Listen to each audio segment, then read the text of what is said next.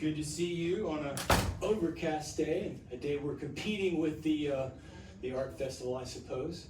So hopefully if you get a chance to go over there, maybe it would be nicer tomorrow. It's been kind of weirdly weathery in a different kind of way. At least it feels different to me. Maybe it's not. Only been here 30-something years, so it feels like this is a weirder October. Maybe it's weirder in lots of ways. My name is Dr. Carl Kriesman.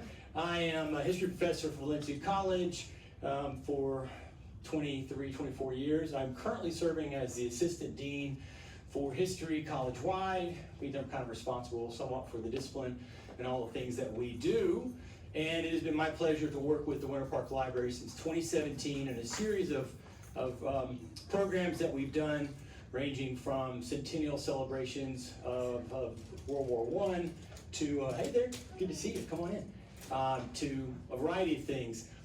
Next year we'll be spending the entire year, I'll show you a slide at the end that you can see some of the earlier sessions we have designed, working on the semi-quincentennial, the USA 250. The entire year will be focused on that, and every month will either be directly tied into an event from 1776 that's going on, something to do with some of the different founders, or we'll take some kind of larger look at the time period, not just 76, but to the Revolution. So we're going to do women in the Revolution, we're going to do literature of the Revolution, we're going to look at slavery in the Revolution. So those will be more thematically as we talk our way through, but the kind of this idea, so in December of next year, we'll be looking at Washington crossing the Delaware, because that's when that happened.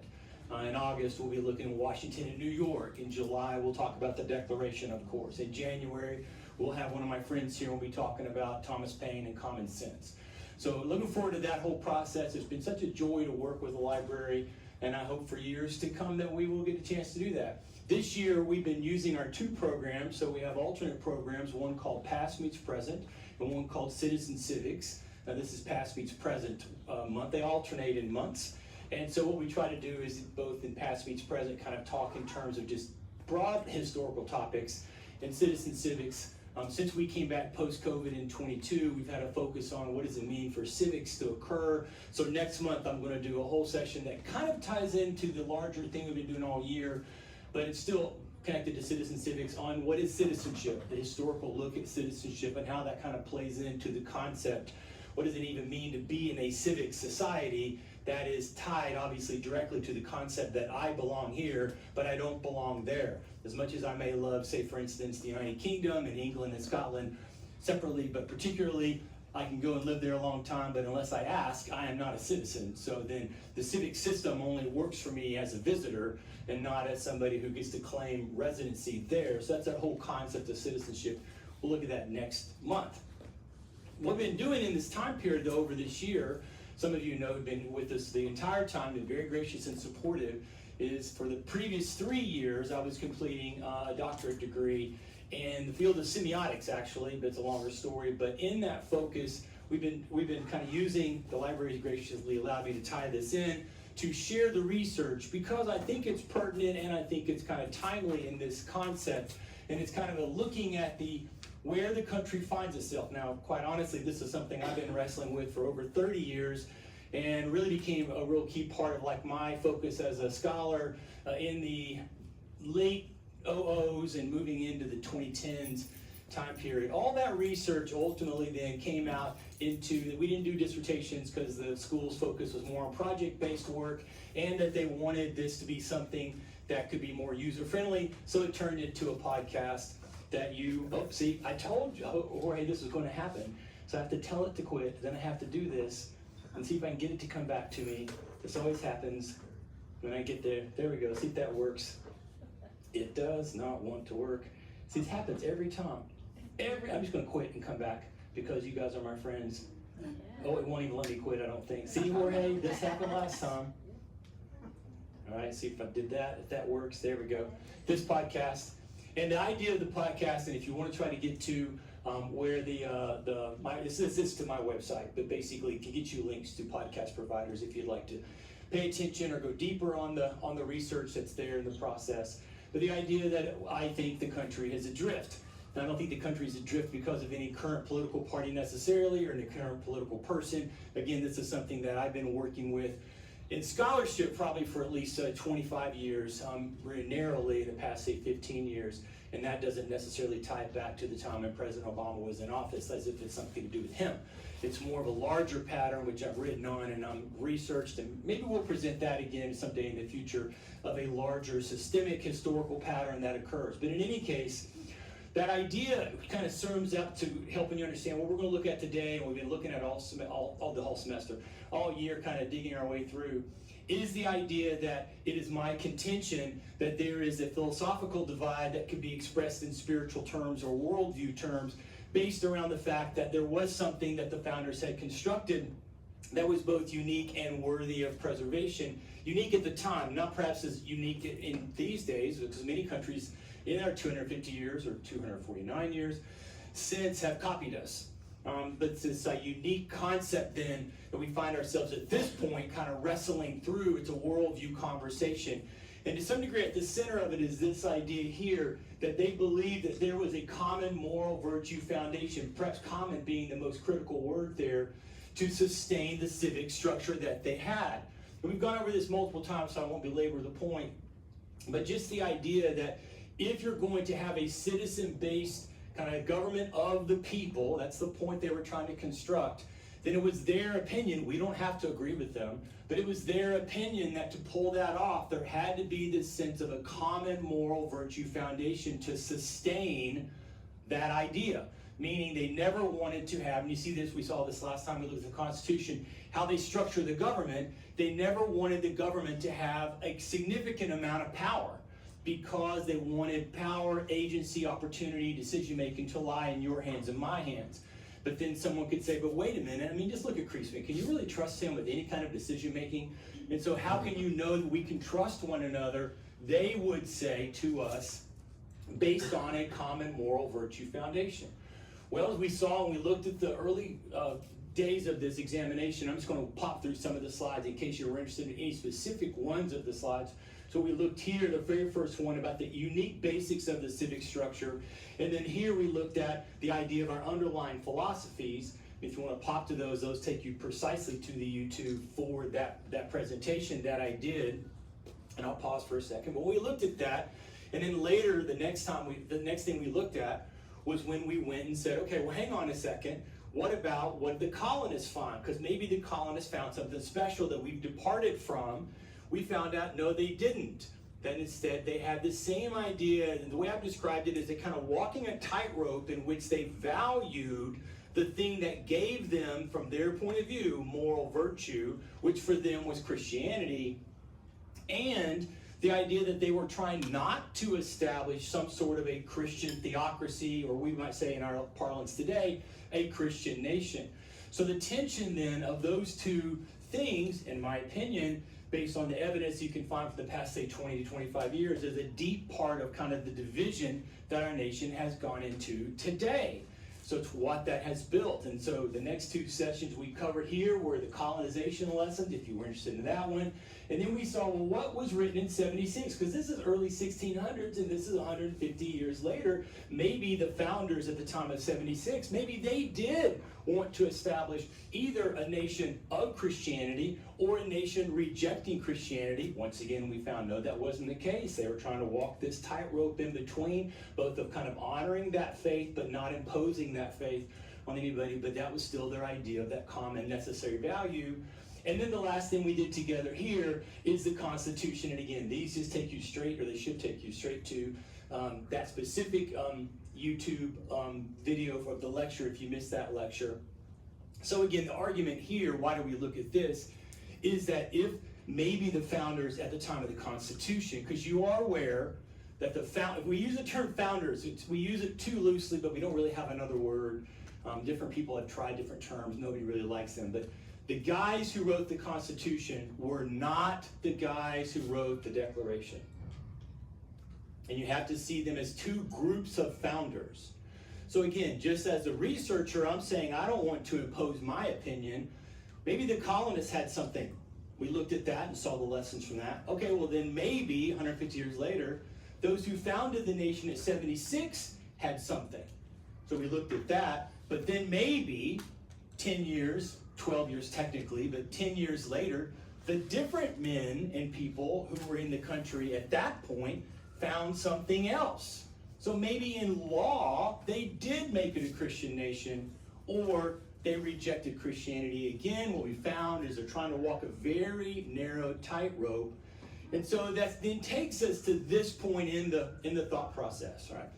Is that if what we find is they're walking this narrow road, it's worthy, I think, for us to then go back in history and say, well, hang on a second.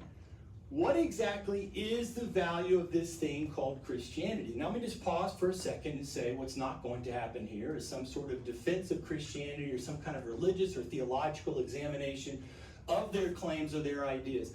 That might be of use to you. You might be finding that interesting, and you and I might personally could have a conversation. That's not what we're doing here. What we're doing is we're starting from the point of acknowledgement that for the founders, the way I've said it on the podcast, and I think the evidence backs it up, is that we can say that the nation, say in 76, was a nation peopled mostly with Christians. So, okay, so when we say they believed in a common moral virtue foundation, and their idea of the moral virtue foundation was from this one concept. We're not a nation today, I would say, like that. So that then is part of our question in 2025. If we don't have any one single value system, fair enough. Or if we have multiple moralities that we think are important, also fair enough. Well, what do we do with that? If the structure demands a common one. Okay, so that's part of the question. But right now, all I'm saying is maybe we can ease our answer by saying in 2025, we can examine their faith idea and find it useless. We can say in 2025, having examined it, it's great that they had it in 1607, or it's great that they had it in 76. But today, we don't think it's a potential choice for us. If we're needing to vote on, well, what will be our moral value concept, we would say, well, not that one, because we've examined it and found it bankrupt. So that's the point. So we want to go back as scholars and say, well, let's see, was it even worthwhile? And I would just say that, and this has been part of, there's another aspect to my overarching research, and that is to say that in whole, it is my contention, and again, I think the evidence backs this up, and there's places where I go into the evidence, if you go listen to podcasts and the data points, that on the main, most Americans have an extraordinarily poor grasp of history. I think you all agree. Thank you very much. And so I'll just say it that we were just, this lovely couple here who I'm friends with would tell me that they're doing some genealogical stuff. I urge my students all the time, and I'll urge you, find the oldest living person in your family and ask them questions. Put a camera in the corner where it's out of the way, have tea, do some knitting, go on a trip together, put a camera where you can record it, and just ask them questions and shut up and listen. It's not going to be a perfect history, but it will enlighten you to who you are. Because until you know your own history, you don't know who you are. And so it's all the simple questions of what was Daddy like when he was young? What was your favorite candy? When did you move to here? When did you meet Grandpa? When did your grandma meet their love? You know, those kinds of questions. And so if we don't know who we are as a people, then ultimately, in my opinion, we end up making decisions that are lacking the evidence to be made well. That's probably the nicest way to put it. So, you and I know the word Christianity. We know the word religion. You may know the word Roman Empire. What's the current joke that I've heard for the past 3 or 5 years that most men are always thinking of the Roman Empire? I study this stuff, and that's not true for me, so, I mean, whatever. But we know these words, right? It's like, that's why we're going to do the semi-quincentennial next year. It's my contention, it's why I've taught about the Declaration multiple times, that people claim to know, but they don't know. Once again, the computer's telling me it needs to do something. Jorge, I told you that. It's going to make this thing. Now, see if it goes back. There it goes. So this takes us to Octavian. All right? Because what I want to do is walk you through things you may know so we can see contextually what was going on for the Roman Empire and what was going on for Christianity, because this is the beginnings of Christianity. Why was it so important to the founders? And in some sense, there's actually an echo here, though we will not dig into it deeply, for why the founders chose a republic.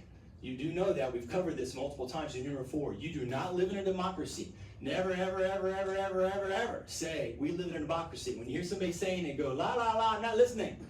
That person clearly knows what they're talking about. So I just kind of got rid of all of our politicians and all of our talking heads on TV because they'll tell you about democracy over and over and over again. We don't live in one of those. We could, if you'd like to start a new constitutional movement. You're allowed as part of the process. We can rewrite the Constitution and we can declare ourselves a declaration. We actually today, for the first time in human history, have the technology to do it. So if you want to do it, make it happen. But until that time, you live in a republic. Where does that come from? It comes from Rome. Octavian is the moment when the republic dies. Now, it's not his fault. As you can see, there was a long, long story of decay happening for decades. It actually starts even before this, coming out of the Punic Wars. So around 140 or so. But there's a whole series of conflicts. And he, in essence, solves it and wins the overarching struggle. He would, by the way, go to his deathbed saying that he had restored the republic. So if it came out of the ground, he would disagree with me. You might think he was there, so he gets to say so. I'm just reflecting backwards. There's also a debate amongst historians. Maybe it's Julius Caesar is the one who killed the republic. I do not think that the evidence shows that, but that's beside the point. Octavian comes to the fore and is able to bring in some stability. It would be a good time to be alive, which, by the way, is a warning to us. Don't listen to people or be aware of maybe the bias when the suggestion is made that if I did live in a nation that was not governed by the people but was governed by a central power, it would be hellish. It's not true under Louis XIV, it's not true under Elizabeth I, it's not true under Charlemagne, it's not true under Octavian. If you were picking, you would not want to live under the Republic in the previous 75 years, you'd rather live with Octavian. That raises questions for you and me. Again, as scholars, as our thinkers, I want to live in a government of the people, but then I'm confronted with this fact that every time you're in a government of the people does not make it wholly and just, and every time you're in something that we might call dictatorship, but single power leader at the top, it is not always unjust or bad or evil. So it's just something we have to kind of keep in our minds as we're going forward. He's followed by Tiberius, his adopted son, was kind of the way they did things back then. And it is under the time of Tiberius that we find out about this guy named Jesus. Staying with the Romans just for a second, though, Tiberius is able to continue the solidification of stability in the empire. This is very important to understand because there could have been more chaos after Octavian, but there wasn't. However, he makes one fateful decision, which I argue will doom the empire to its eventual collapse. In the West, 400 years later, obviously in the East for 1,400 years. So someone could say, Carl, why are you complaining? 1,400 years, that's a long run. But the fact is that the empire, the nation had grown through conquest. And we'll come back to this in a minute when we get to the collapse or the crisis of the 3rd century. But under Octavian, there was a disaster that occurred near the Rhine River in the Germanic lands. 3 legions were destroyed. And Octavian, when he found out, declared, basically, it was like, we'll never go over there again. And he basically had a decree declaring we will not go into the Germanic lands. It's what sets up, by the way, the next 2,000 years of conflict until 1945 between the lands to the west of the Rhine and the lands to the east of the Rhine River. It's a longer story about the Rhine River, which is just a fascinating story. But if you like to play counterfactuals, as historians, we look at the ahistorical events. You can imagine if Octavian had either gone on, or here with Tiberius, if Tiberius had said, well, the old man's dead now, I'm going on because we need to press forward. He doesn't. But it is under Tiberius that in the dusty corner of the empire, a nobody emerges that certainly nobody in Rome ever heard of, because he was just some random nobody people amongst a troublesome group of people in and around the city of Jerusalem, the Jewish people. In the end, he gets crossways with the authorities, and under the leadership of the governor Pontius Pilate, he's put to death in the Roman method of execution called crucifixion. This is a non-debatable fact that A, the man lived, B, that's the way he was killed in the process. However, the interesting part is, within days, multiple individuals, not one, not two, multiple people historically sustained in the evidence begin to say they've seen him alive. And that's a fascinating thing. I'm just a country boy from Tennessee, but I've never seen anybody come back to life. But I've also never seen elephants climb mountains, and they did that with Hannibal, and the evidence is there for that, so that's a whole other conversation. In any case, some of our best first century historical work for the eastern part of the empire, in and around Palestine, comes from a physician named Luke. And he wrote a 2-volume set kind of telling us stories. Not the only person giving us information that I'll show you in just a second. But nonetheless, he tells us a 2-volume set of history, basically history, of life in that period of time. And he kind of describes some things that happened. In that volume, he tells us that Jesus hung out for 40 days with a lot of his people, again, seen by multiple people. And then eventually, according to Luke, ascends to heaven, but disappears from the scene. That might be the way we might say it. And then his group of followers, some small number, we don't have an accurate account, probably somewhere between 30 and 100, they hung out in Jerusalem waiting for some mystical thing to happen, which they claim happened on the Jewish holiday of Pentecost. And at that moment, one of the leaders, a man named Peter, gives a big old speech. We would call it a sermon, but just keep it for you and me. He gave a big old long speech telling a bunch of stuff. And surprisingly, thousands of people agreed with his speech. So, and again, where is he doing it? In Jerusalem, where the events with Jesus happened. So historically, we can at least raise some questions and say, if that was all a made-up story, thousands of people would have said, wait a minute, I was here, that's some crazy talk. Maybe still is crazy talk, but still, there's a kind of thing we can, not like he gave the speech in Antioch or gave the speech in Rome, where they'd have no clue whether there was a crucifixion that occurred up on some hills or not, right? These guys would know about that kind of thing. It is at this point, by the way, this thing we call the church appears. Just so you know, when you're reading your English Bibles or reading your English historical documents, the word church is never in any of the 27 historical documents that we have. Instead, this word is. It's an important word for us, ecclesia. The idea of ecclesia goes back to Athens and to the Greeks.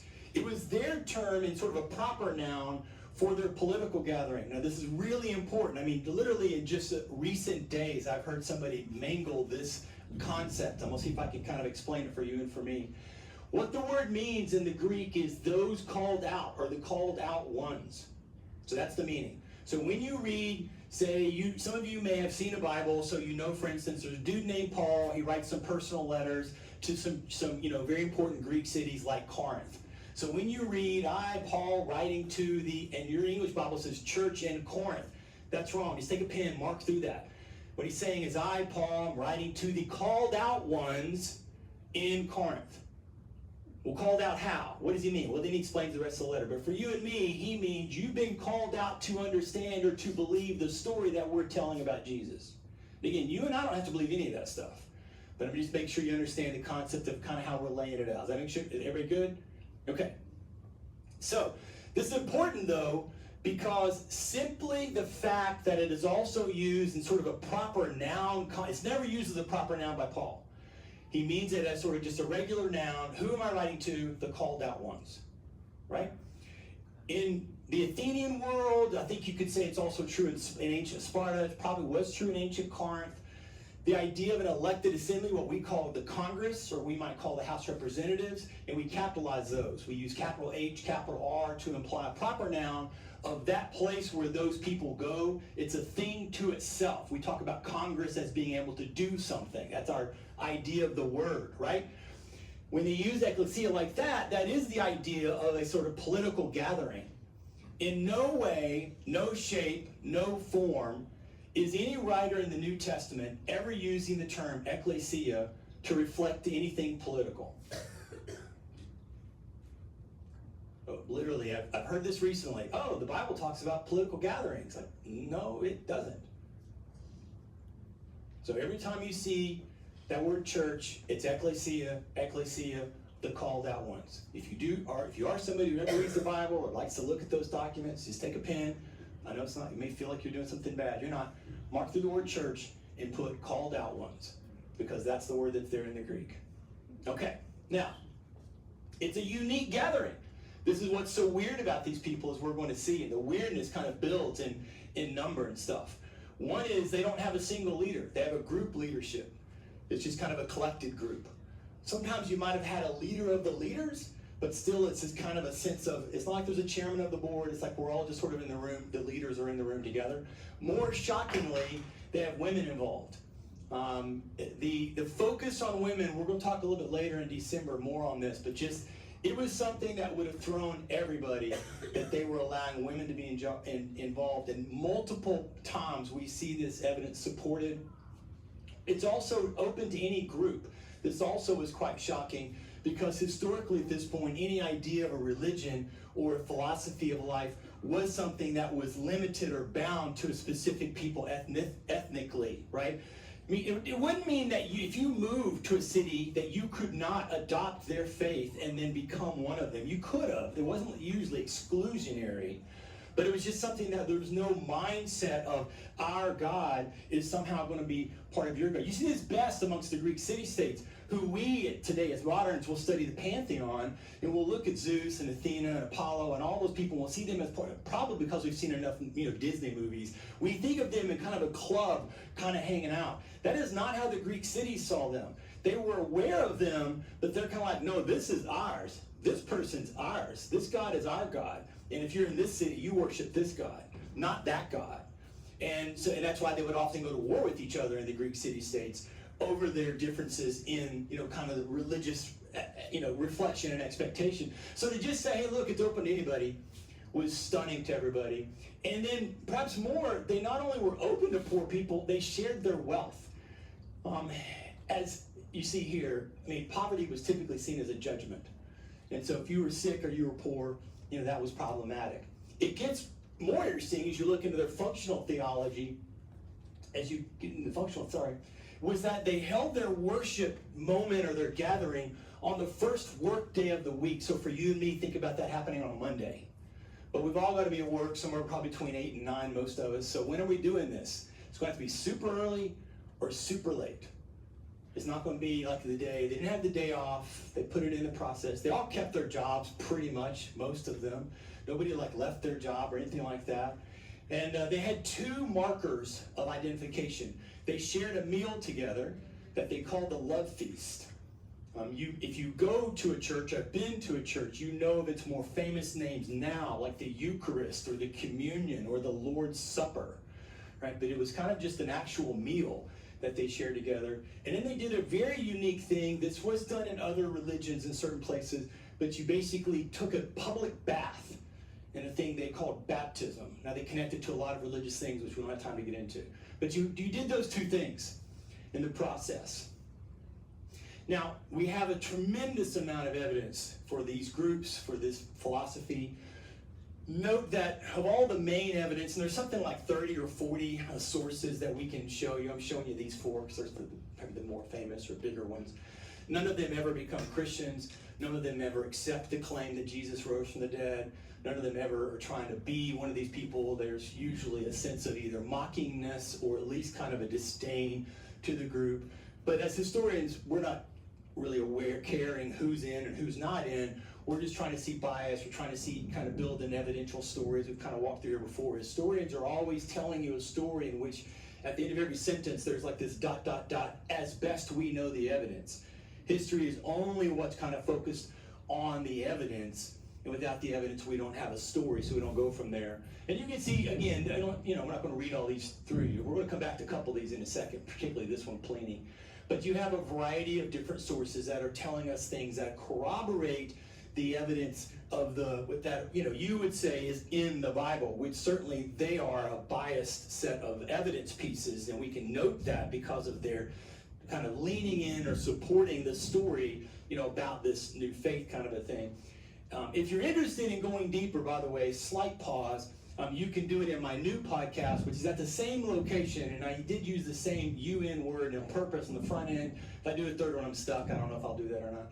But anyway, this one is looking at the Bibles as a historian, so we're kind of digging in. So if you're interested in that, it's there. And it is where we take time to then talk through in more depth what I just laid out for you in the process.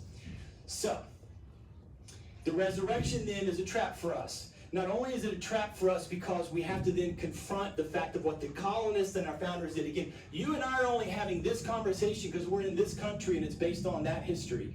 I didn't pick it. You probably didn't pick it. It's just this is their story. If their story was Buddhism, then we'd be having a conversation trying to track us back to Buddhism to see about their claim of a need of a common moral virtue foundation. We're not by nature, I'm not by nature trying to argue, by necessity I should say, that Christianity is somehow good or better. I may have a private opinion, which I can tell you later about that if you're interested. But the bigger other reason we're trapped by is because of this map. This thing that happened in this little tiny dusty corner of the empire, like right over here, all of a sudden within decades is across the empire. And by the time you get to the 2nd centuries, you can see this yellow part kind of spreading out. So it's a little hard to see, and it's obviously not everywhere in the empire. The map changes as you go along. These dates are important for us because of the story we're going to talk about. We're kind of getting to Constantine. He's the central focus of our story. I promise we're getting to Constantine because everything hinges on him. And in history, we have a few people like this where you can almost say the whole historical story kind of shifts or switches right at that moment. It's a bold claim to make because there's lots of people who are involved in the making of history. But I'll make it with Constantine. Charlemagne would be another example of that. So again, the point is, whether I think the story has merit, whether I think that there's any validity to somebody coming back from the dead, whether I am entranced or bored out of my mind with any claim to someone saying, I'm God, which is the claim that this guy Jesus makes, you and I, in one sense, I tell my students, you don't have to like religion, but we have to talk about it because this is the entire next 2,000 years of the story. These people don't go away. And so we're stuck with it. So we could all be atheists in the room, which would be totally cool if we were. We could all be atheists in the room. We still need to study it because of its historical significance to, well, literally everything, at least as the West is concerned, but perhaps even more broadly to the totality of world history over these past 2,000 years. Had it just disappeared, you know, some of the early founders did some little trips here. If every place they had been, they had gotten laughed out of town, and then eventually themselves were killed as these crazy freaks telling this stupid story, we would not study it. We would be going, oh, but I really think it's true. Let me tell you guys at the Winter Park Library.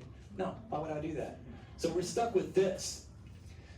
Now, before we get to Constantine, we got to see what's happening after Octavian and Tiberius is happening at the same time this thing called Christianity is beginning to grow. So some things happen as it spreads further and further and further apart. One, you can see that some churches do begin to move to the more historical norm of any kind of a group there being a single leader. You've all been involved in groups, and maybe you're somebody who is an amazing leader. And you might go in ready to just sit there and be part of the group, and then the group does nothing, and eventually you're like, well, what if we did this? And before long, you're the leader because you have some skill. We know that's a skill set that some people have in the process. You do see them kind of moving and shaking relative to the writings that we call, quote unquote, the Bible. By at least 90 AD, certainly by 120 AD, the documents that we know in the Bible are secured. They're almost all the different places that we call churches, those main cities where the groups are at. They're kind of doing things. They maintain this concept of going to try to oppose and fix poverty for anybody in the process. They even get to the point where they're super strict about who can get in. This is kind of an important thing we're going to see shifted post-Constantine. I mean, if you are a part of a group, can you imagine being told you got a 2 or 3 year, trial period? So remember I told you about that common meal? These people were not allowed to take the common meal. They could come for part and then they had to get out. Even though they said, I believe, I want to be in. It's great, we don't trust you yet. You got a whole process of going through. If any of you were ever in a Greek organization where maybe you did a semester or a quarter at a college where you were the pledge and you had to kind of prove yourself, for those 3 or 4 months, imagine that being for 3 years. So these guys got really super picky about who they let in. And there's lots of reasons. Some of it was persecution, but it wasn't that all the time. This then takes us to say, well, what was Pliny telling us? So this idea that the church was growing and seen as a problem is noted by Pliny. It's coming at this time where right now the Roman Empire is in a place of stability, but it's going to begin starting having some crisis moments that are happening to it. Right, so Pliny is in charge in Nicomedia and basically the governor of Bithynia and Pontus. And so he's friends with Emperor Trajan at the time of Trajan, who we'll come back to. He writes him a letter and he goes, look, this thing's growing and these people are some weird freaks. Now we're not 100% sure why he writes the letter or why he does what he does. I don't think he does it just because, my words, weird freaks. But he is noticing that they are having a negative impact on the economy. And it's because there's no longer support for the sacrificial system. And just like we have in our industries, we have, a trickle-down effect, right? Get rid of military-industrial complex. Right, well, there goes also McDonald's, there goes Publix, there goes 7-Eleven, there goes Wawa, because all those jobs are connected to people at the main central industry. I hate Disney, they should go away. Great, well, there go all those jobs beyond Disney, right? So same thing's happening here, and he's like, I don't think this is good. So he goes after them, and the way he goes after them is he basically tortures the leaders and anybody he can get his hands on to try to find out what is it with you people and what is it you believe. He's not trying to necessarily force them to recant, though he does have some who do recant. You can read this document. I talk about it in depth in the podcast.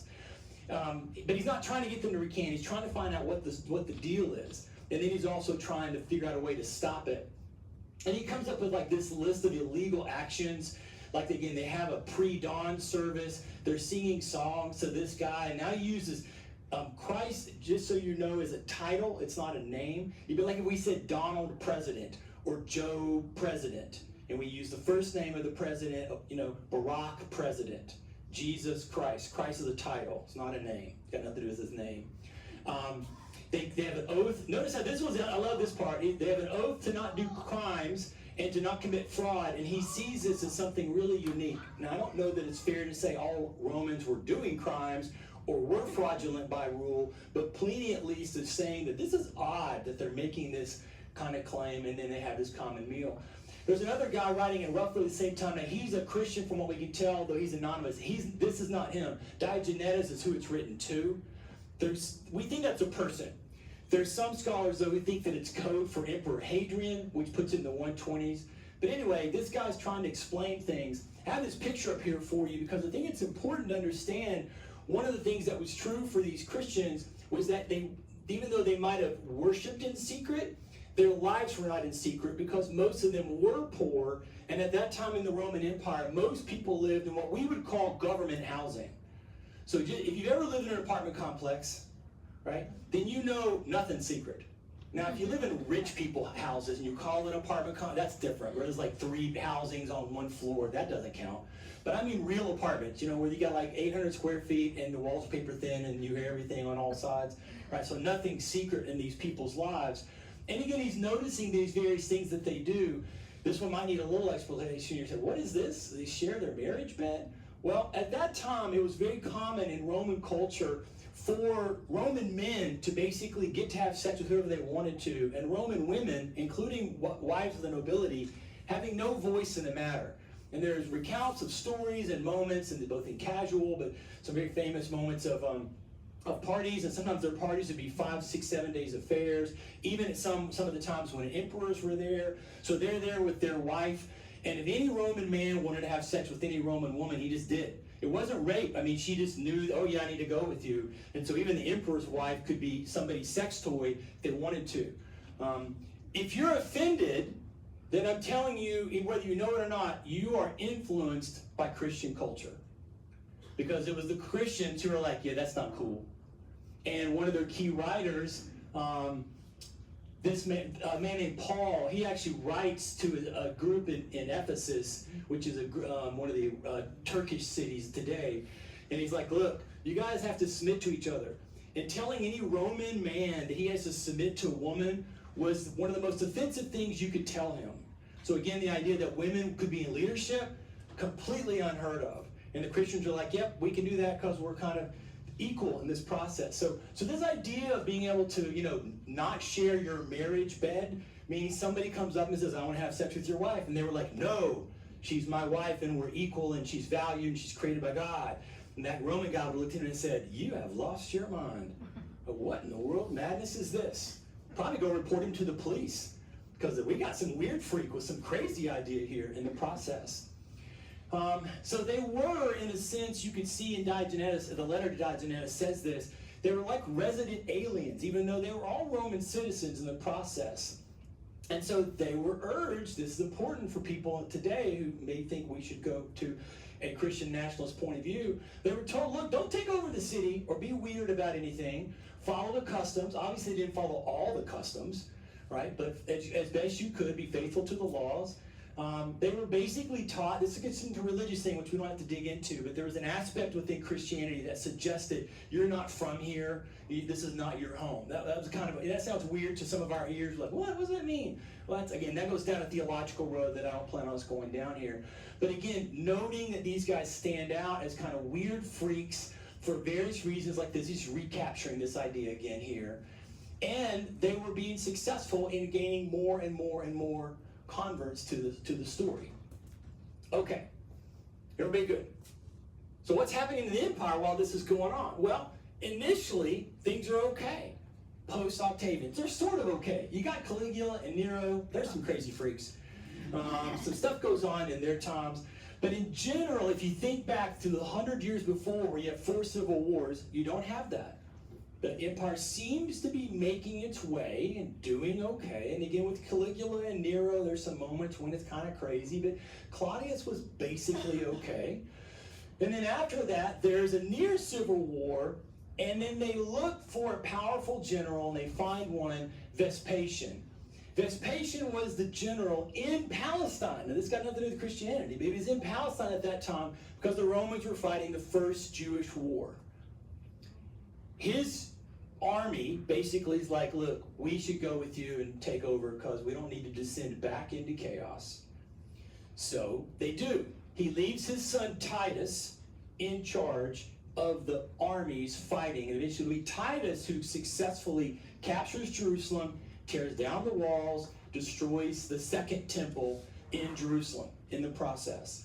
But one of the reasons why Vespasian was considered to be a good choice was because he had 2 sons. Now you may go, what's that got to do with anything? So think back to the first beginning. Now Octavian, Tiberius is not Octavian's son, but he adopts him. So there's a sense of the beginning of like not really bloodline secession, but an idea of a clear secession. And if you go back into the end of the Roman Republic, one of the things that appears there, and unfortunately for the Romans, will appear in a minute, is that you have a moment, because the Roman Republic had a very clear process of secession. They elected people, right? Okay, great. But what happens toward the end, which causes the civil wars, is you begin to have powerful men controlling armies who get tired of the electoral process. They get tired of the Roman constitution, and they basically say, screw that, I've got an army, I'm going to go for it. Now there's other pieces, it's not just these guys were bad. The state or the nation failed at many other points, which then opened the door for bad leadership to cause a problem, right? It's rare in the history of the world that you could just find an evil dictator, quote unquote, and he just wakes up one day and says, I'm going to take over. But the country he's taking over was somehow pure and just and healthy and whole, and everybody was groovy, right? Typically what you find is they're coming from their perspective, this is kind of ominous, they're coming to fix problems. And from a historical point of view, there are problems that the people of the citizenry of that nation failed to fix in the decades and years prior. So, in this case, they don't want to go back to that. He's got 2 sons. If they're half as cool as he is, the reasoning would go, then everything will be fine. We could have maybe 30, 40, 60, 80 years of health, and then we'll go from there. So he will serve, he will die, Titus will take over, he'll die early. This is a little surprising, only 2 years basically, and Domitian takes over, and he'll be good till the end when he starts having some, we're not sure if he just kind of goes crazy, if he just becomes cruel and evil, or if he's sick. But those 3 things can all be sussed out from the evidence, so he kind of goes on the bad side of things. But before it descends into chaos, it gets saved by what we call the good emperors. The Romans call them the good emperors. There are 5 good emperors, and as you can see, they give us 84 years of stability. If you can overlook Domitian, and you go back and say, well, to Vespasian, and to some degree, if you want to go all the way back to Octavian, you can then see the nation or the empire is on a roughly 200 years, that sound familiar? 200-year point of stability before new chaos shows back up. Okay, now, just so you know, and I think I've told you this before, I am a professor. I am not the historian scholar who is somehow the deepest of levels of knowledge in all areas. Never, right? I'm a good professor, but I stand on the shoulders of experts. The Roman Empire is one of the areas that I would say I feel least solid on explaining. So before I came and talked to you, I went and talked to 4 or 5 of my friends who are historians who love the Roman Empire. And so I asked them, I said, why are these guys called good? Because I don't see it. I mean, why do they get the nickname good? It's always interesting when you see in history, you got these little nicknames with somebody called such and such. This guy, the blankety blank, she's the this, Bloody Mary, right? What's up with that? So these guys, why are they good? So here's the reasons why they're good. One is we actually do get the Pax Romana. We do kind of get this sense of peace that's brought in and prosperity that comes along with it in the process. None of these guys were ever excessive in their leadership. They never had elections, but they also never seemed to give in to, power corrupts. That's just the truism for all humans. And absolute power corrupts absolutely, as Lord Acton said to us. And so it's true. It didn't seem to for these guys. They did a whole bunch of stuff such as infrastructure repair, tax reform, rebuilding the Pantheon, and they maintained the rule of law. The Romans' idea of law, which I'm going to dig into, show you in a second, another slide, is really the foundation for Western law. So if you are trying to understand who are the pillars of this thing we call Western civilization, the Romans certainly are one, and that idea of law, which begins in the Republic, is extended into the empire. So again, just because we hear the word empire or imperial does not by nature mean that it's evil, right? It's not citizen-led. There's no citizens voting after Octavian. Or if they did, it was all a sham vote. But just understand, we have to kind of confront that in our thought process if we're being most of us, or purely in the past, say, 40 years, I'd say, maybe even longer, have been taught to kind of think democracy is wholly pure and just. And the only time it doesn't work well is if somebody else has brought evil into the story. And I've taught you before, if you've been here before, James Madison would laugh at you for thinking that. So would John Adams. Like, no, democracy, it's a terrible system. Now, what else do they do? There's a lot of economic stuff that goes on. Some of it through conquest. So particularly under Trajan, Trajan's going to have like the last moment of expansion for the empire. So, they fortunately take over some gold mines. There's new markets that are brought in. Then you have this idea of so much success that Marcus Aurelius at least becomes one of the foremost, if not the foremost, proponent of Stoicism, but of a philosophical view. In one sense, you can almost consider as Marcus Aurelius the example that Plato was talking about when he said we should have philosopher kings at the leader of the pyramid. Maybe so, because that was his mindset of things. However, Marcus Aurelius is the one we could claim, don't let the movie Gladiator trip you up here. That is Marcus Aurelius. That's not how it goes down. Commodus doesn't kill him or have him killed or anything like that. Right? He chooses Commodus to be his successor. What they had done previously, and we'll go back, what they had done previously is that they had basically picked who could secede. This becomes one of the challenges for all state governments. How do you do secession in moving along, right? And at times, in this period, we could say, even going back to Octavian, Tiberius isn't his son, he picks Tiberius. Right? So there's moments when they're picking who would be the next best person. Now, we might have problems with that because we want to vote for, right, the best next person. That's what we want because of what we've been trained to believe. And I think that's fair, and I like voting. But I'm just saying that they were saying, well, no, who do I think would be the best leader? Like if you were running a company, you probably, unless you have a board of directors and you're a public company, you're not really planning on putting it to a vote. You're going to pick somebody, the board of directors or you as the family, if you own it, who's going to take over. Why? Because you're wanting to maintain the success of the business entity you've created or your grandparents created. You're not just picking somebody randomly, kind of a thing. But then Marcus Aurelius breaks from that. I guess if he were here, he could argue, but I thought Commodus would be good. Maybe he did. Maybe I should cut him some slack. But nonetheless, he's the first one to actually pick somebody who's related to him. So, in any case, he does, but just stay on the wide good, all right? We're just staying on the wide good. We'll come back to Commodus, right?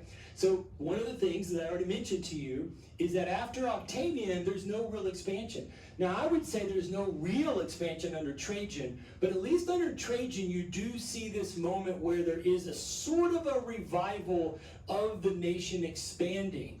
And in that idea of the nation having something to fight for, and so citizens seeing being part of the military is worthy, and so there's some kind of an ongoing thing.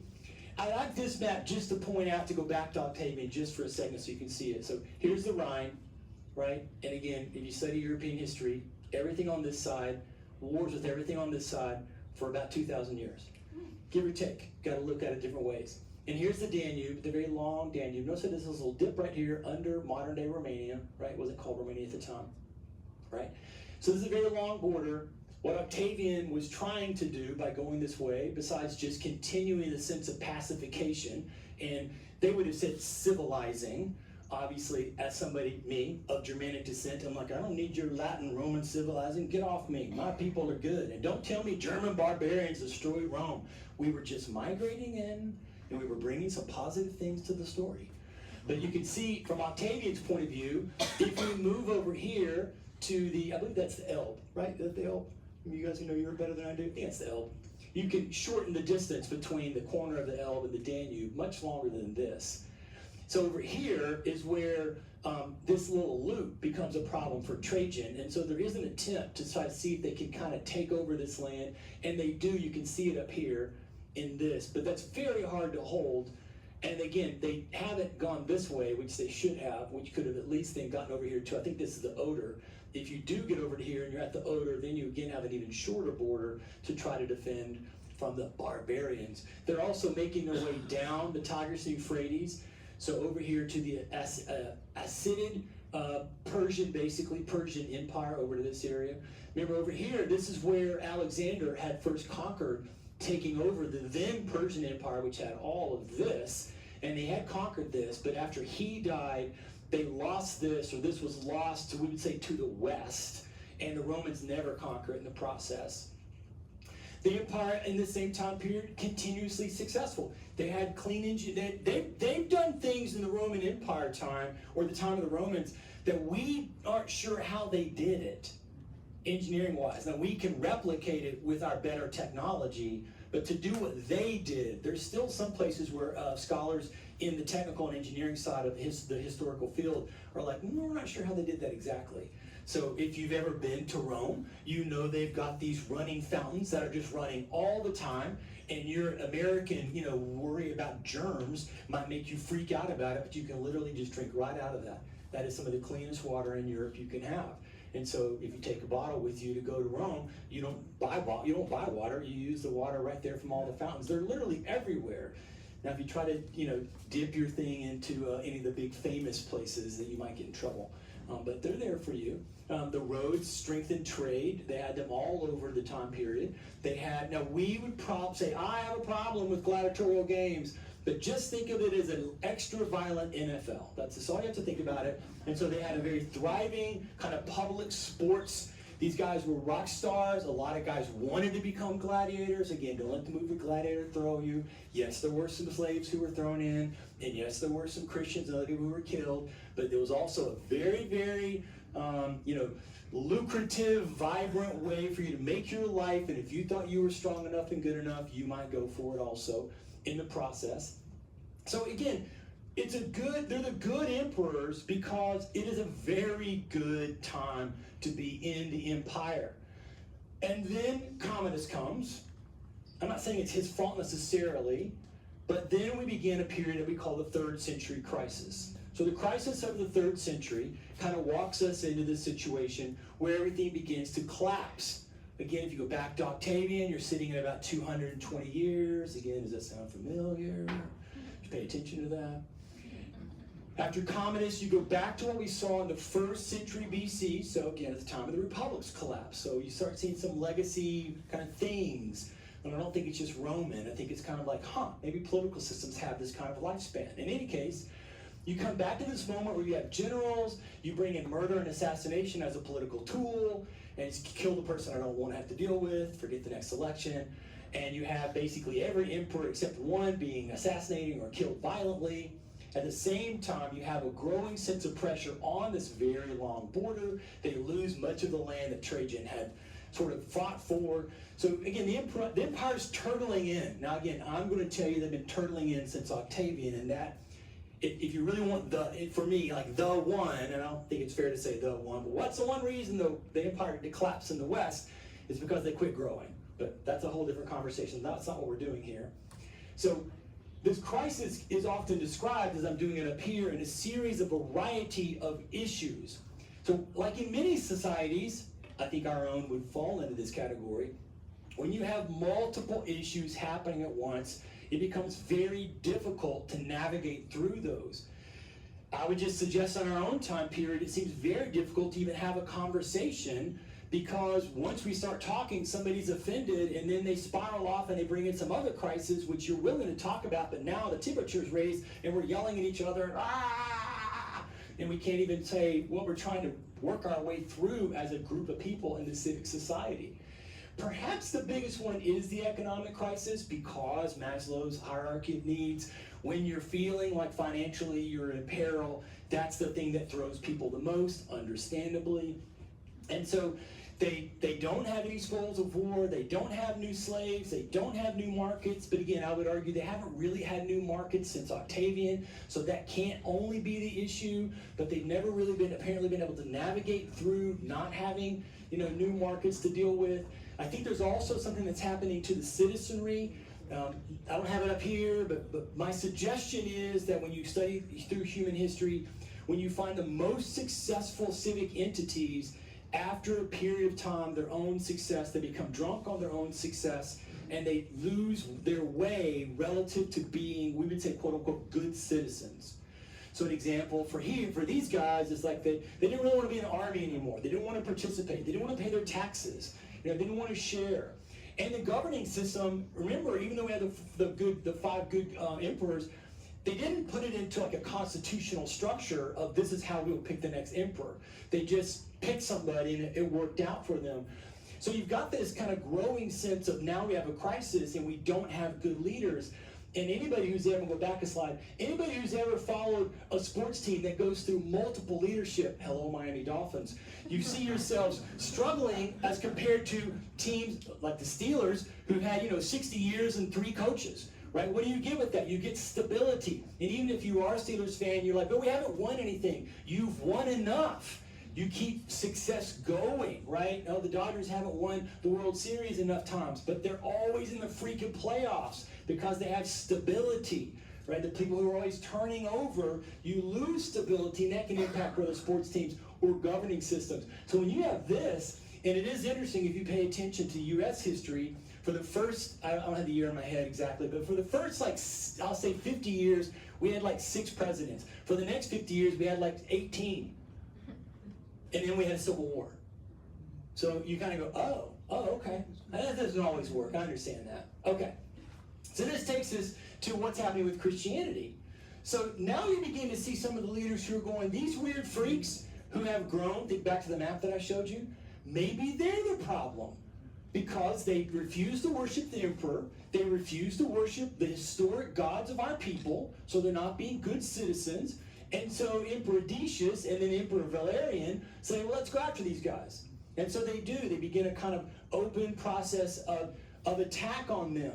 That idea of attack on Christianity as the culprits, and again, from their point of view, it makes perfect sense. These guys are weird freaks. They're bad citizens. They've got secret things going on. They may be cannibals. They're eating somebody's flesh. They're drinking blood. They're drowning their children. These people are freaky. And they just seem weird. So we might need to get rid of them and some of their ideas, because now they're literally throughout the whole empire.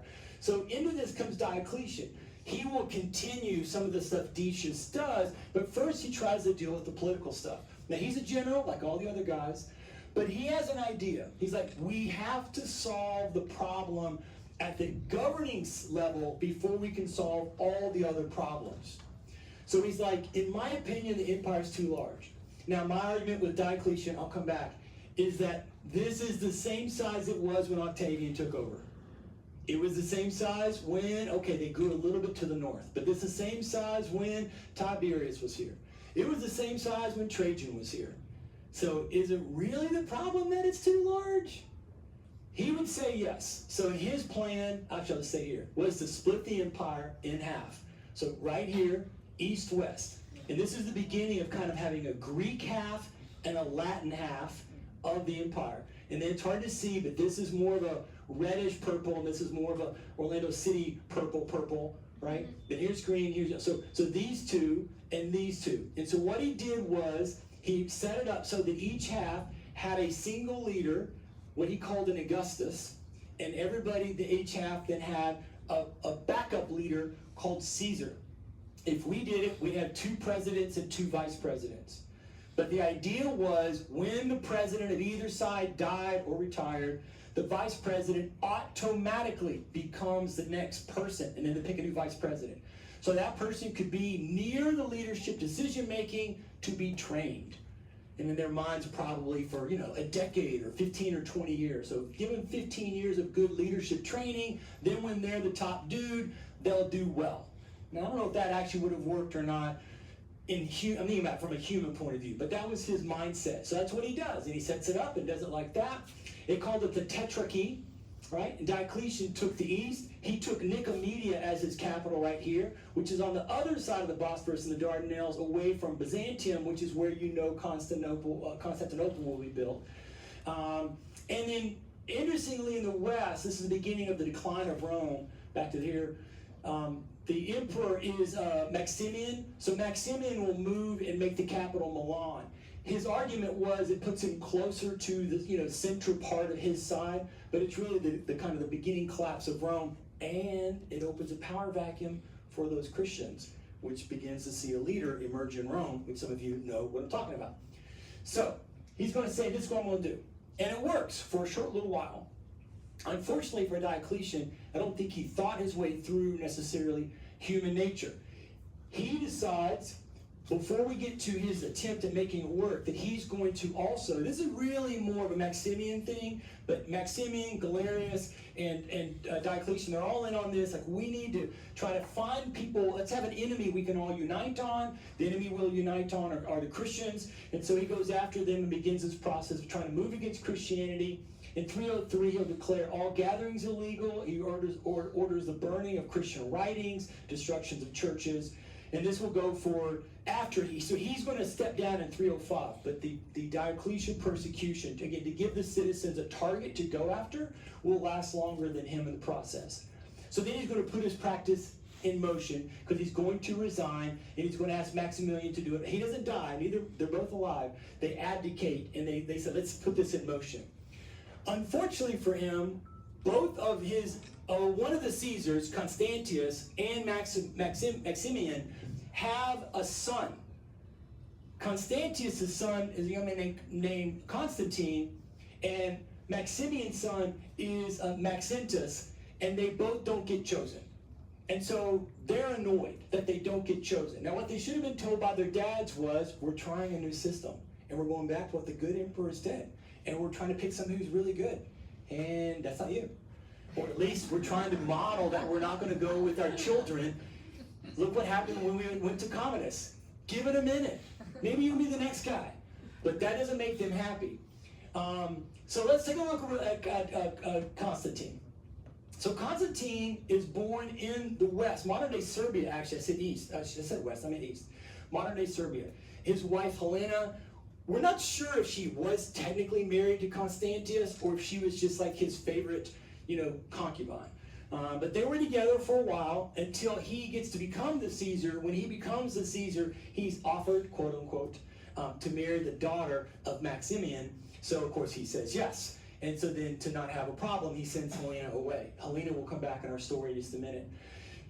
Constantine is raised in the court of Diocletian. So he's around power, he gets to participate in the army. It's very obvious early on that he is someone who is rising up in authority and power and has great skill in the military field. So he's involved. When Diocletian does the abdication and he's replaced by Galerius, Galerius is concerned that will this work? And of course the answer is it's not going to work. But he's concerned and he thinks, I can at least avoid a civil war with Constantius because I have his son here. So he's for a while, Constantine is basically like a pseudo hostage, right? But as the months go on, Galerius decides Constantine perhaps is more of a threat to him there than with his dad. And Constantius is unhappy anyway, so he's like, okay, fine, just go to your dad, just get out of here. Not worried about any of this stuff happening. So Constantine gets to his dad and is with his dad in battle in Britain. And they're at the city, it wasn't called York at the time, but they're basically, so that's northern England if you know your map. They're in York in 306, and Constantius dies. We're pretty sure of leukemia. So now, the Augustus dies. There is already a Caesar, right? So the plan should just take a moment. But Constantine is there with his dad's army. And again, he's already proven himself to be a good leader and a good soldier. And so his soldiers, all those guys are like, yeah, you should be the emperor. And that's what Constantius wanted himself. He's like, hey, I think my son should be the guy who's in charge. So then there's this moment where he's proclaimed as the new Augustus. So this is really what kicks off what will be the next civil war, as 6 different guys at different moments will come up to say, I want to be the guy in charge. I want to be the new Augustus. And so it's really a battle that's happening mostly in the West. Now, Maxentius sees this moment and he says, okay, I'm heading to Italy. So if I can get to Milan, or even better, he thinks to Rome, the ancient capital, I can proclaim myself the Augustus, which he does. As the battles go along, I don't want to bore you with the whole thing, there's 4 years of back and forth thing.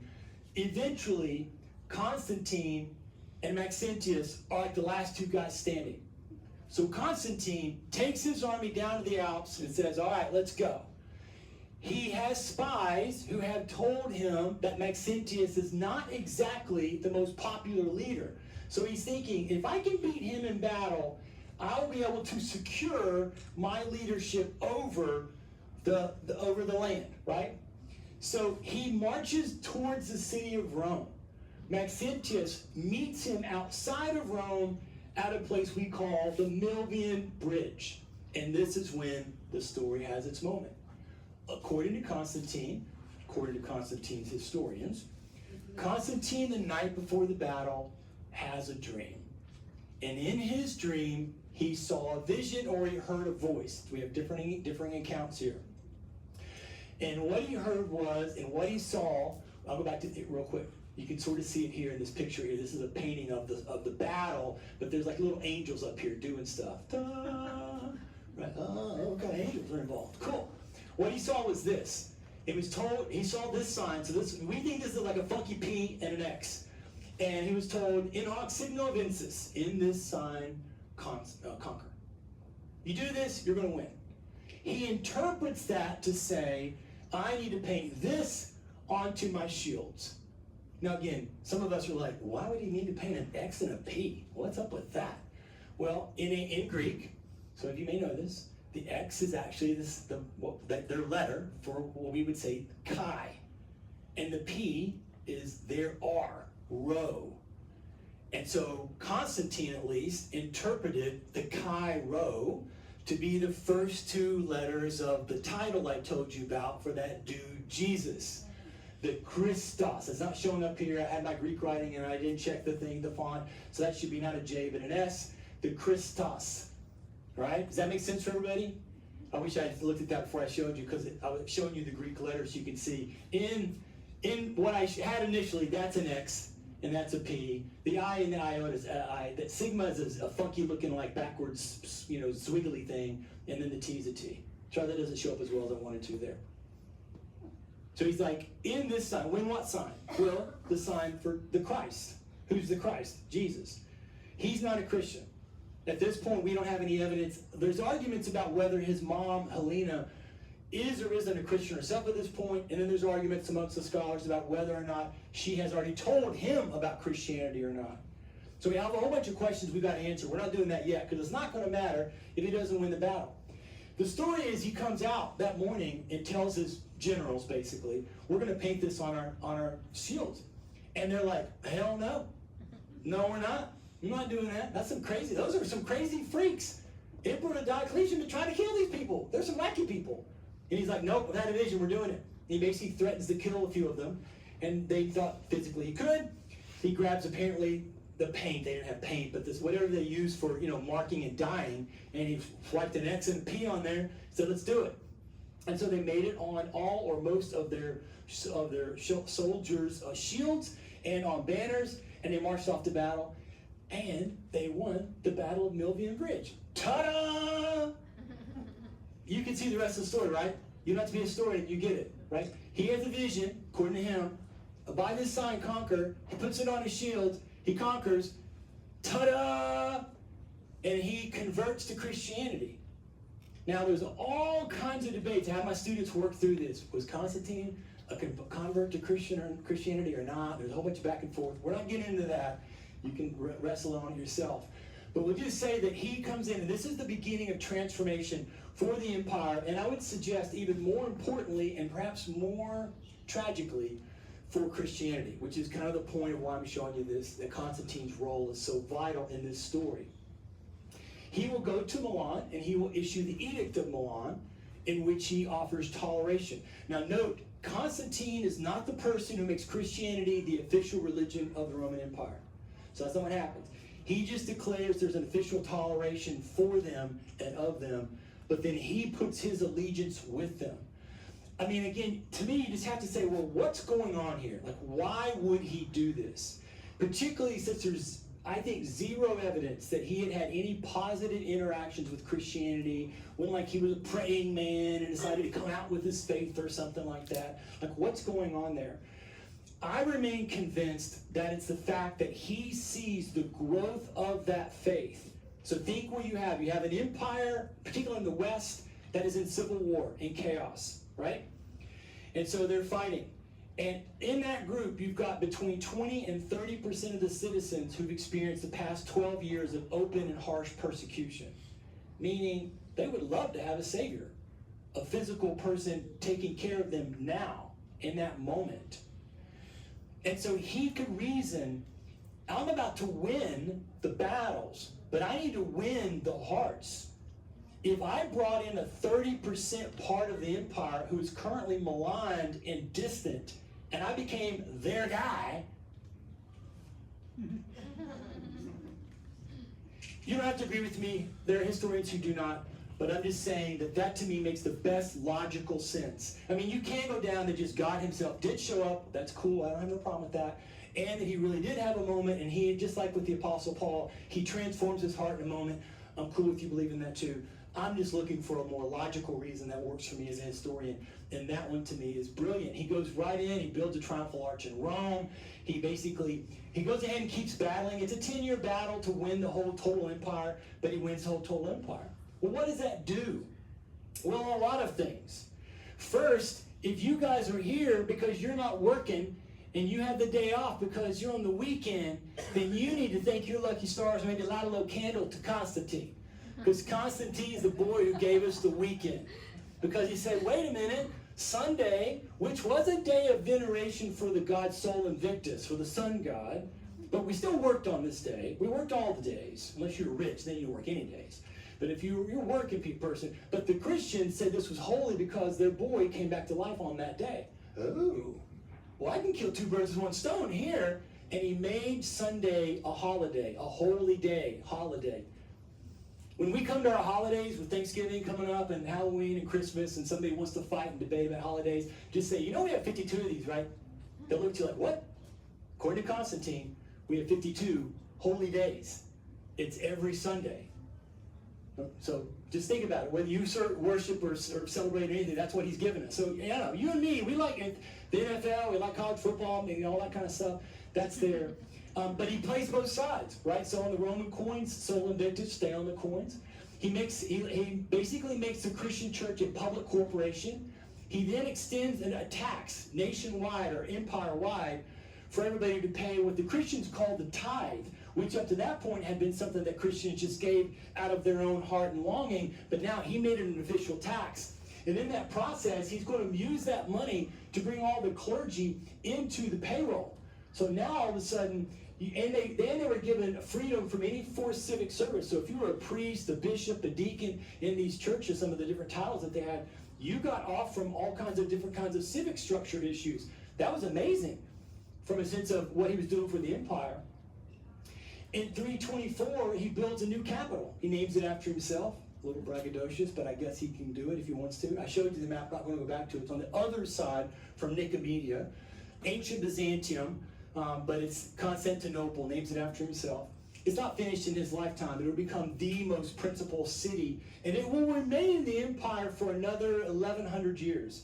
The Roman Empire does not fall in the 400s. The West falls in the 400s, but the Roman Empire continues, and it will continue arguably because of Constantine's city that he builds it and where he builds it. His mother does become a very famous Christian if you know the Christian story, and there's more there you can study on your own. But in the process, she will kind of lead a process of looking back through the eastern part of the empire. So basically think of modern day Lebanon down to Israel, Gaza, all that area, to try to find the ancient sites of the early Christian faith and build a tremendous number of churches. There's a claim made that she actually found either pieces of or the total cross that Jesus died on. That's something you can examine for yourself. But the key part is he uses state funds to build these churches. All right, so he's using state money to build these. So again, he's all in. He's all in on this thing. And then perhaps most shockingly, he'll call a council meeting of church leadership at the city of Nicaea. Now notice, he calls it and he chairs it. And from all accounts we have, he's active in the meeting. Now, regardless of what they did or didn't do at Nicaea, and they did nothing in Nicaea about what's in or not in the Bible. Dan Brown is a great writer and a terrible historian. So that got nothing to do with the Bible. But they did a bunch of stuff there. The point for you and me is, all of a sudden, after 300 years, basically, you have these gatherings of these Christian leaders, but now it's called by a public official, and he chairs the meeting. Now, the reason he's doing it is he wants stability. They're arguing about some theological stuff, which has got to do with that dude Arius. You can see that there. Feel free to read that on your own later from a sense of who's Arius and what did he do and all that kind of stuff. But regardless, our point is not their little interior battle amongst the Christians. Our point is that the emperor is stepping into it and saying, y'all stop that. You're going to figure something out. And of course, you may know out of this comes the Nicene Creed, which becomes the creed of the Orthodox Roman Church. It's the Roman Church that's saying it at this point in that process in the story. Well, what happens to the faith? And this is, again, for me, how it suggests the most tragic. The main word I typically use is this, that Christianity devolves from what it was at its onset. Now, you can do your own research further if you want to in historical sources, or you can come listen to episodes, I think it's 5 and 6 or 6 and 7, where we kind of walk through this in the process. But in any case, looking at the historical sources and looking at what I told you before, we see these changes. All of a sudden, Christianity, which had largely been something that was of interest to all people's societal levels, now became something of great interest to the powerful. The emperor's in, I want to be in. That's kind of the picture that you start getting. The idea of group leadership falls apart, and you get the usage of empire Roman-wide titles. Now, bishop is not, it's a biblical title. It's not the best translation, but that's a different conversation. But remember, I told you in general the churches were led by groups. That goes away because it's just easier to have councils when you can have one person who's showing up to represent the group. So you start getting this real big division between the leadership and the average. Previously, everybody, group leadership, but even if you weren't one of the leaders, everybody was sort of in together, where it's an us thing. And now it becomes a real separation between the clergy and the nobodies like me and you. Women were eliminated from leadership, marginalized in all times. In other words, we can say women largely go back to the Roman norm as far as their participation in social life. And again, I already mentioned to you the fact that they're on the payroll. So this begins to raise the problem of corruption because, again, you start getting this issue of, wait, why is somebody in? Perhaps the most damning is there's this break between how did you become a Christian? So previously to this point, a person became a Christian by an acceptance as somewhat of an adult, although there were children being baptized, in I agree with the thing you're telling me. So a faith adherence, we might say. And now it's just you're born here. It becomes a citizenship issue because you're just one of the Roman citizens. It's part and parcel of the puzzle. And so that's a change in particular. And that then opens up a deep break between the rich and the poor. And all of a sudden, instead of it being we're having a common meal together, we're all sharing our resources, we're told in the ancient sources, people who had items would sell those items so everybody could have no needs whatsoever. Now that we've transitioned the tithe to a state tax, it becomes something that the church begins to, it's not immediate, but a slow move to who takes care of poor people? Well, the government does. Again, it ebbs and flows over the next 1,700 years, but generally you see the Christians backing away from it's my job to somewhat sacrifice my own finances to make sure that there's nobody around me, whether they're Christian or not Christian, having any needs. Now I'm transitioning to where that's handled by the state. And because you have this kind of rush into the faith early on after Constantine, where it becomes a big move for the rich and powerful because the emperor is one, so now you want to be one. And as we all know, no offense, rich and powerful people can often pull off kind of moving quickly through society in ways average folks cannot. And so you see that same thing happening there in the process. You get a formal organization structure really building. Now, there will be there's lots of positives for Christianity after this, which we may look at again in December.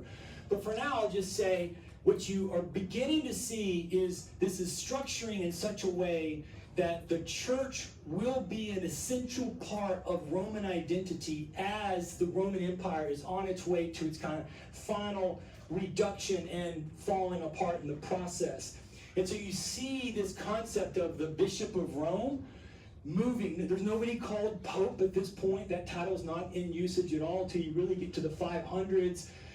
It's just, you see the system moving to where a single church in a certain place has a single leader called the bishop.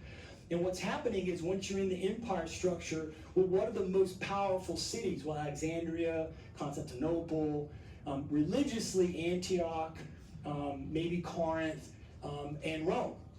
And so there begins to be a jockeying. Now, there's a whole other conversation we're not going to deal with there in the process. But you start seeing these leaders doing this. And here's a great example of this. Later, the Emperor Theodosius will be the one who makes Christianity the official religion. But to show you kind of how we're now at a point where we're blending church and state into this deep interaction with Christianity, the Bishop of Milan, he's just the Bishop of Milan, he excommunicates him.